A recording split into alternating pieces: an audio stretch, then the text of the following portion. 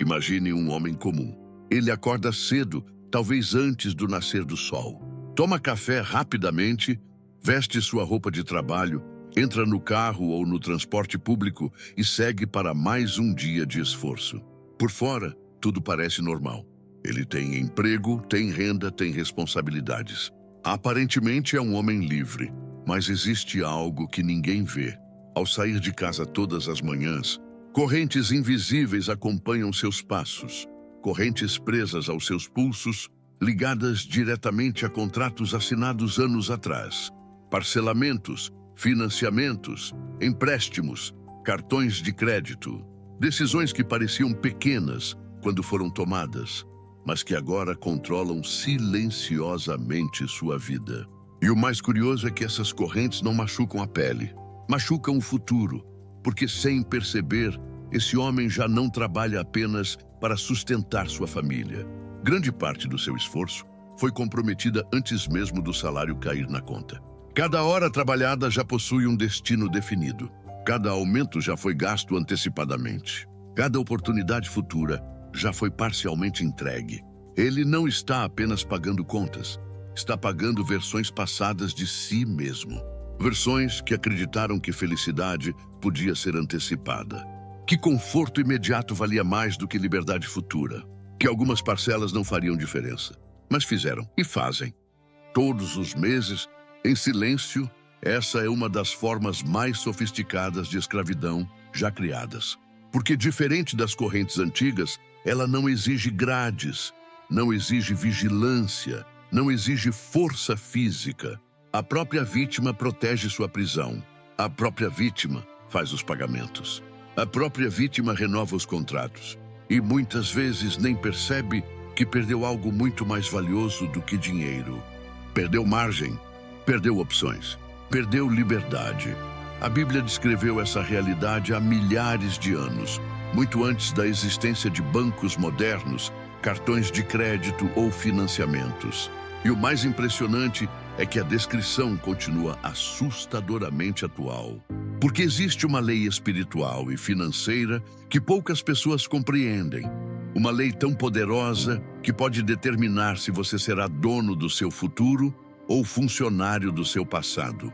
Hoje vamos revelar essa lei, entender por que tantas pessoas trabalham cada vez mais e continuam se sentindo presas e, principalmente, descobrir como quebrar essas correntes invisíveis e retomar a posse da própria vida.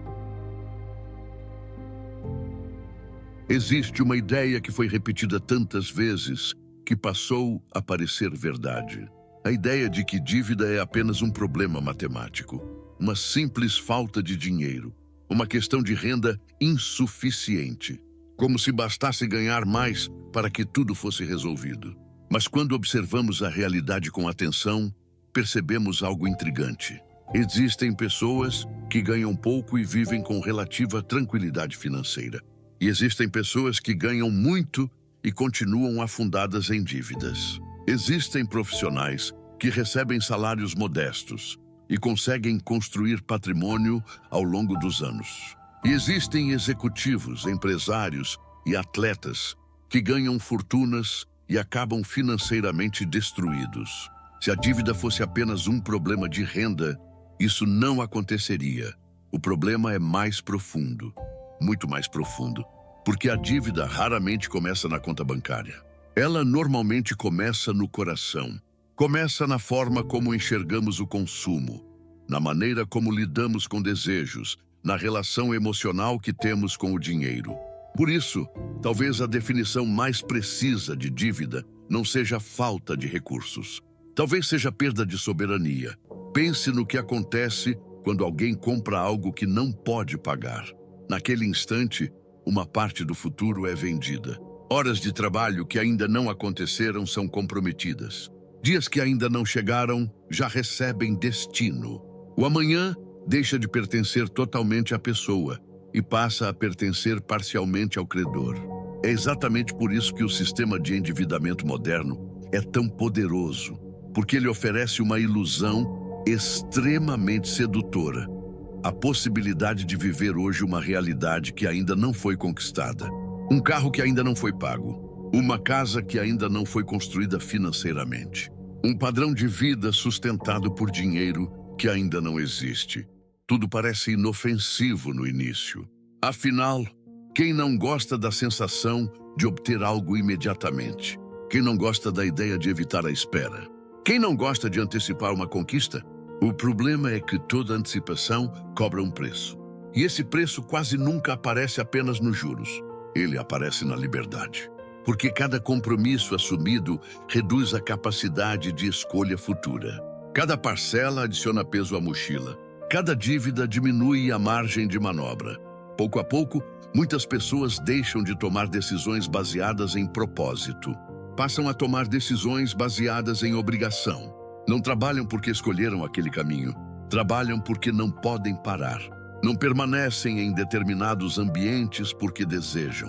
Permanecem porque precisam manter os pagamentos. Não aceitam determinadas condições porque concordam com elas. Aceitam porque perderam a liberdade de dizer não. E é aqui que surge um insight desconfortável.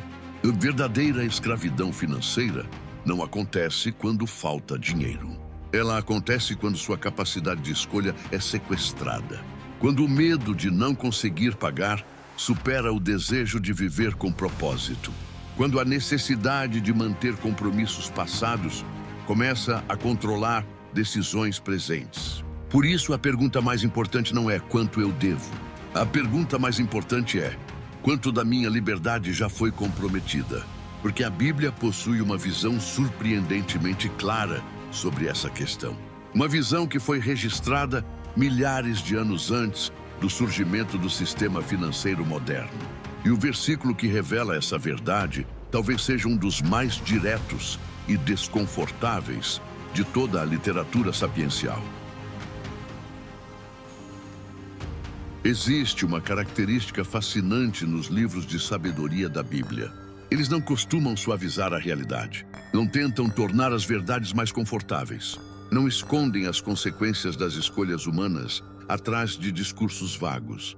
Eles chamam as coisas pelo nome. E talvez nenhum texto faça isso de maneira tão direta quanto Provérbios 22:7.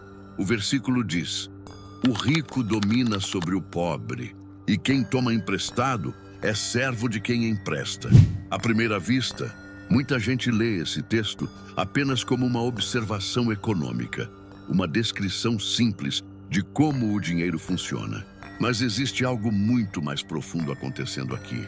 A palavra, traduzida como servo, carrega um significado extremamente forte no contexto original.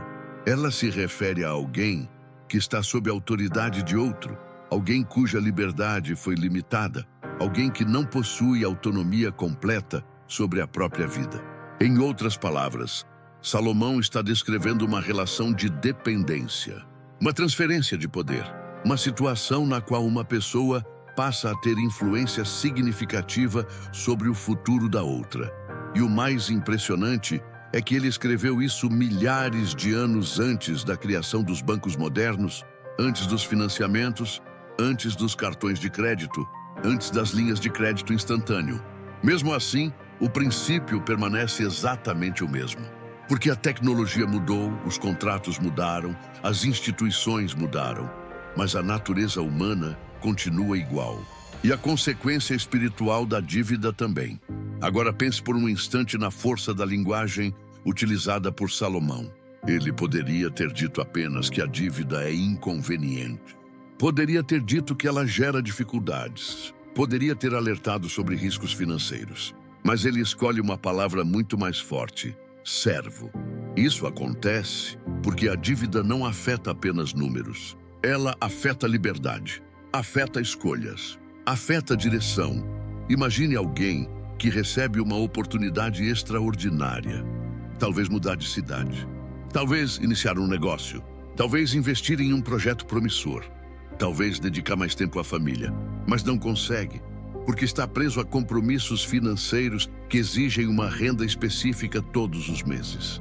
Na prática, sua capacidade de decisão foi reduzida. Seu futuro ficou mais estreito. Sua margem desapareceu. E isso nos ajuda a compreender Por que a Bíblia trata a mordomia financeira com tanta seriedade? A questão nunca foi apenas acumular dinheiro. A questão sempre foi preservar a liberdade. Porque liberdade permite obedecer ao propósito, permite agir com sabedoria, permite escolher o caminho correto, mesmo quando ele não é o mais confortável. Esse princípio aparece também em outras passagens bíblicas.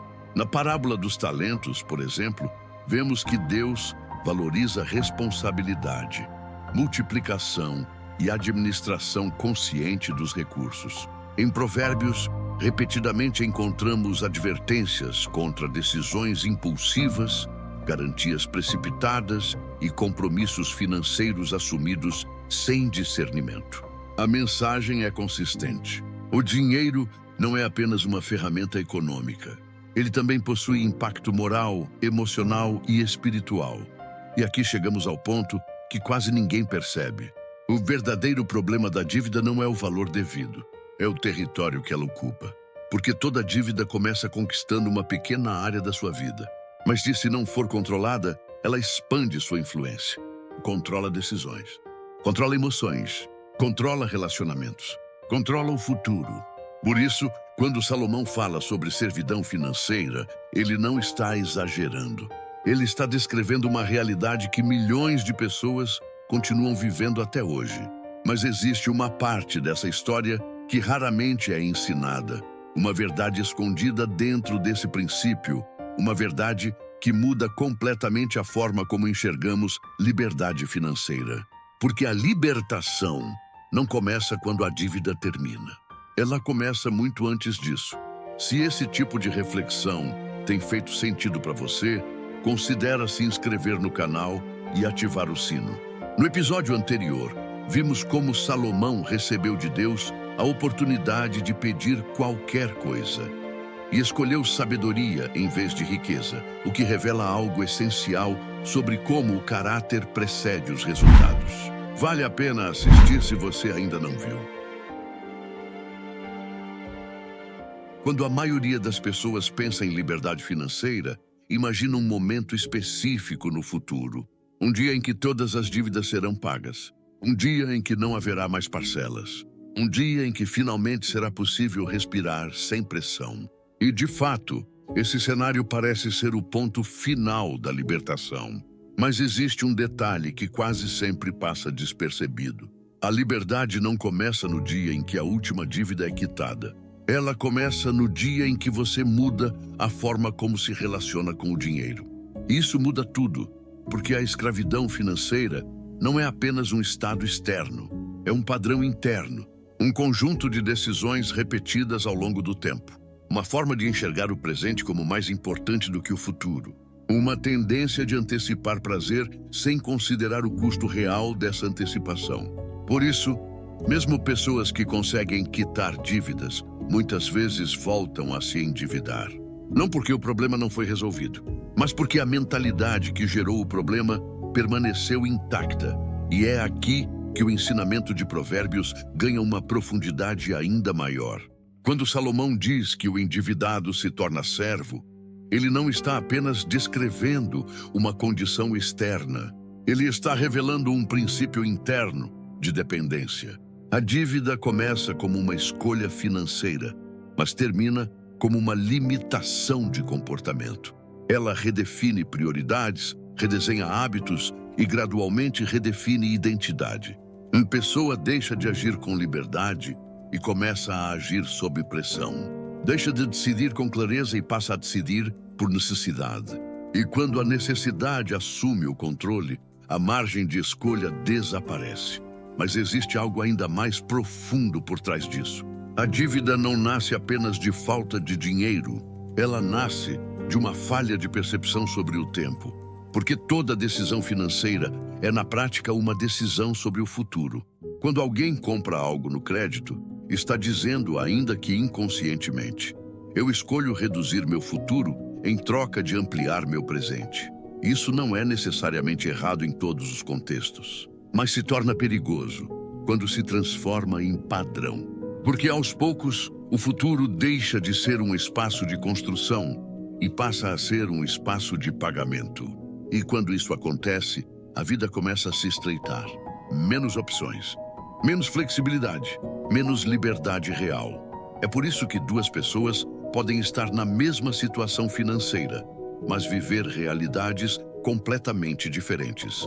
Uma enxerga cada decisão como uma construção de futuro. A outra enxerga cada decisão como uma fuga do presente. Uma pergunta constantemente: isso fortalece ou enfraquece minha liberdade futura? A outra pergunta apenas: eu consigo pagar isso agora? E essa diferença parece pequena, mas produz destinos completamente distintos. Porque liberdade financeira não é apenas ausência de dívida, é presença de escolha. É a capacidade de dizer sim ou não, sem que decisões passadas determinem completamente o presente. E isso nos leva a uma inversão importante. Muitas pessoas acreditam que primeiro precisam ganhar mais para depois mudar sua relação com o dinheiro. Mas na prática acontece o contrário. A forma como você pensa o dinheiro determina o quanto dele você consegue manter. E a forma como você mantém determina o quanto de liberdade você terá no futuro.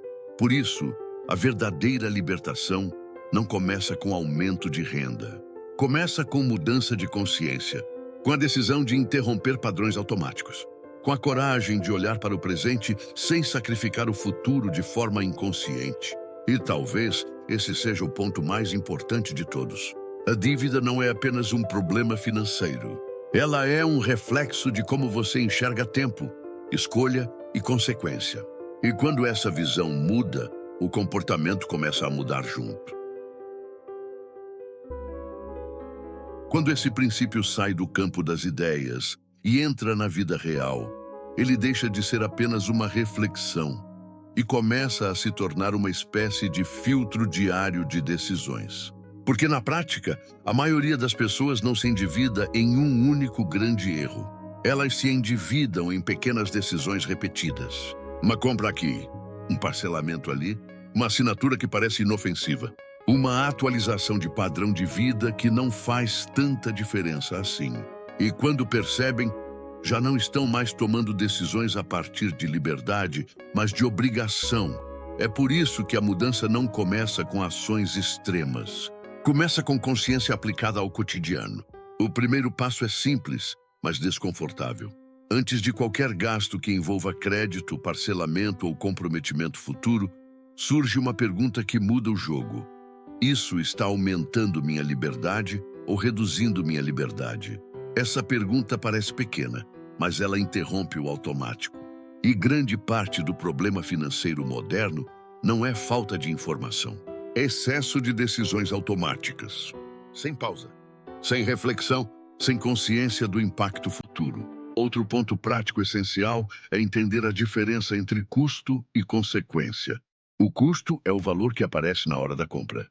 A consequência é o valor que aparece ao longo dos meses seguintes. E muitas decisões são tomadas apenas com base no custo imediato, ignorando completamente a consequência prolongada.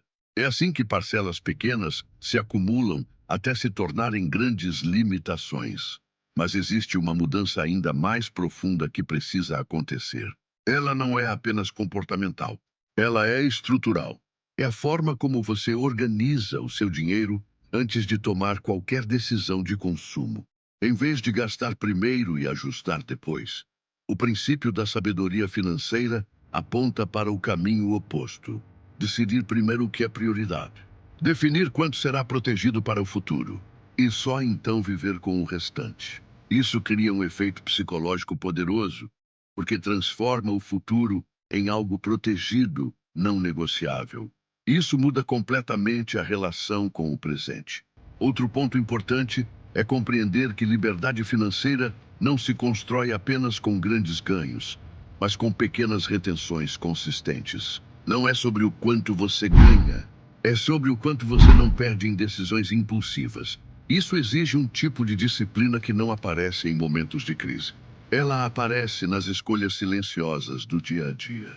Quando ninguém está olhando, quando ninguém está julgando, quando a decisão parece irrelevante. É nesse nível que a liberdade é construída ou perdida. E talvez o aspecto mais prático de todos seja este. começar a enxergar cada compromisso financeiro como uma extensão do seu futuro. Cada parcela não é apenas um valor mensal, é uma fatia da sua liberdade futura sendo alocada hoje. Cada dívida não é apenas uma obrigação, é uma limitação de opções que será sentida ao longo do tempo. Quando essa percepção se torna clara, o comportamento muda naturalmente. Não por medo, mas por consciência. E essa consciência gera algo extremamente raro na vida moderna: margem. Margem de escolha, margem de tempo, margem de tranquilidade, margem para dizer não quando necessário. E margem é, em essência, uma forma prática de liberdade. Por isso, aplicar esse princípio não é apenas sobre evitar dívidas. É sobre reconstruir a forma como você enxerga o próprio futuro. Isso nos leva diretamente às consequências dessa escolha, porque toda mudança de comportamento financeiro produz dois caminhos possíveis, e eles são opostos entre si. Toda escolha financeira, por menor que pareça, carrega um efeito acumulativo. E o problema é que esse efeito não aparece imediatamente. Ele se constrói em silêncio, mês após mês, decisão após decisão, até que um dia ele se torna impossível de ignorar. No primeiro cenário, quando o princípio da liberdade não é levado em consideração, a vida começa a ser guiada por compromissos que foram assumidos no passado. A pessoa trabalha, mas parte significativa do seu esforço já tem destino definido antes mesmo do salário cair. Ela até tenta avançar, tenta melhorar de vida, tenta respirar financeiramente, mas sente como se estivesse correndo em uma esteira que nunca desacelera. Cada conquista é rapidamente absorvida por obrigações anteriores. E com o tempo, surge uma sensação difícil de nomear. Não é apenas cansaço, é aprisionamento, uma espécie de peso constante, mesmo nos momentos de aparente estabilidade. Nesse cenário, o dinheiro deixa de ser uma ferramenta de construção e passa a ser um mecanismo de sobrevivência. As decisões não são mais tomadas com liberdade, mas com urgência. Não são mais guiadas por visão, mas por necessidade. E isso produz um efeito psicológico profundo. A mente começa a operar em modo de escassez, sempre antecipando problemas, sempre calculando riscos imediatos, sempre priorizando o que resolve o agora, mesmo que prejudique o depois. Com o tempo, a pessoa deixa de sentir que está construindo uma vida e passa a sentir que está apenas administrando pressões. Esse é o primeiro caminho, o caminho da servidão silenciosa. Mas existe outro cenário. No segundo caminho, quando o princípio da liberdade começa a ser aplicado com consistência, algo muda de forma gradual, mas muito clara. As decisões deixam de ser impulsivas e passam a ser intencionais. O futuro deixa de ser um lugar distante e começa a ser protegido no presente. Cada escolha financeira começa a carregar um nível maior de consciência. Isso não significa viver com medo de gastar. Significa viver com clareza sobre o impacto de cada decisão. Com o tempo, a pessoa começa a perceber algo diferente. Mesmo sem grandes aumentos de renda, existe mais tranquilidade, mais margem, mais sensação de controle e, principalmente, mais liberdade de escolha. Ela não depende mais tanto de circunstâncias imediatas para tomar decisões importantes. Não vive presa à pressão constante de obrigações acumuladas. Isso gera um tipo de paz que não vem do quanto se ganha, mas de como se organiza o que se tem. Nesse caminho, o dinheiro volta a ocupar o lugar correto. Ele deixa de ser um senhor e volta a ser um servo. Uma ferramenta, um meio, não um limitador de vida. A diferença entre esses dois caminhos não está apenas nos números, está na experiência de vida. Um caminho leva à sensação de peso constante. O outro leva à sensação de direção. E talvez o mais importante de tudo seja entender que nenhum desses caminhos começa de forma dramática. Ambos começam com pequenas decisões repetidas ao longo do tempo. A diferença é que um deles é feito sem consciência e o outro é feito com intenção. Por isso, quando Salomão descreve a dinâmica entre dívida e servidão, ele não está apenas falando de finanças. Ele está descrevendo um processo de perda ou preservação de liberdade.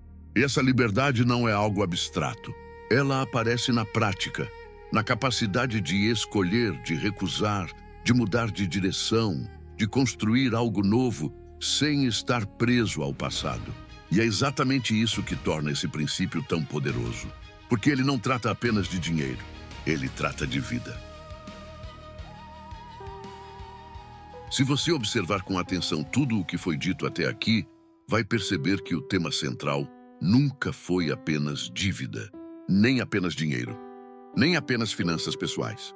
O que esteve em jogo o tempo todo foi algo mais profundo: liberdade. Porque a dívida, na perspectiva bíblica apresentada por Salomão, não é apenas uma condição econômica. Ela é uma relação que, quando não é compreendida, começa a redefinir silenciosamente a forma como uma pessoa vive. Mas existe um ponto que precisa ser entendido com clareza antes de encerrar essa reflexão. Nenhuma mudança verdadeira acontece apenas por compreensão intelectual. Saber que a dívida limita a liberdade não é suficiente para quebrar o padrão. Entender o problema não resolve automaticamente o comportamento. O que muda uma trajetória não é apenas a informação, é a decisão consciente de interromper o automático. E isso começa em um nível muito simples, no momento em que você passa a enxergar cada escolha financeira como algo que constrói ou consome liberdade. Não apenas como uma transação, mas como uma direção, porque toda decisão de hoje carrega uma versão do seu amanhã dentro dela. E a maioria das pessoas não percebe isso enquanto decide. Elas veem apenas o benefício imediato, a conveniência, a facilidade, a sensação de solução rápida, mas não enxergam o impacto acumulado. E é justamente nesse ponto que o ciclo da dívida se mantém vivo, não por falta de inteligência, mas por falta de pausa, de reflexão, de consciência. Por isso, a verdadeira libertação não começa quando alguém paga tudo o que deve. Ela começa quando alguém muda a forma como decide. Quando interrompe o impulso automático. Quando começa a pesar não apenas o custo imediato, mas o custo futuro.